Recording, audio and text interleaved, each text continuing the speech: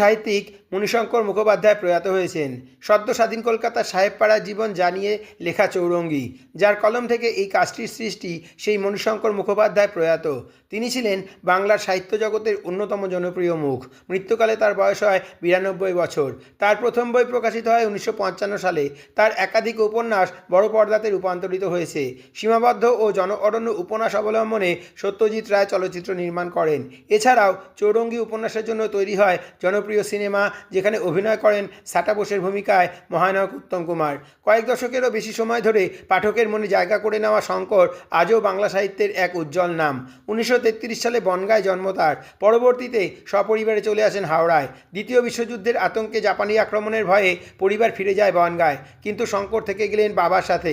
স্বাধীনতার বছরই হয় তার পিতৃবিয়োগ। জীবিকার প্রয়োজনে কখনো অফিসের কেরানি, কখনো গৃহ পরিচালকের, এমনকি হকারিও করেছেন তিনি। এই জীবন সংগ্রামের দিনগুলিতেই তিনি কলেজের পড়ার পাশাপাশি কাজ নেন কলকাতা হাইকোর্টের শেষ ব্রিটিশ ব্যারিস্টার ফ্রেডরিক বারওয়েলের কাছে। সেই অভিজ্ঞতাকে ভিত্তি করেই লেখা তার প্রথম উপন্যাস কত অজানা রে। এরপর আর পিছনে ফিরে তাকাতে হয়নি তাকে।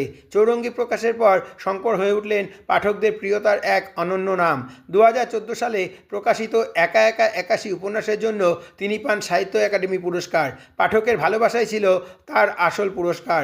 তার জন্য রইল সশ্রদ্ধ প্রণাম, ও তার পরিবার পরিজন ও অগণিত গুণগ্রাহীর জন্য রইল আন্তরিক সমবেদনা।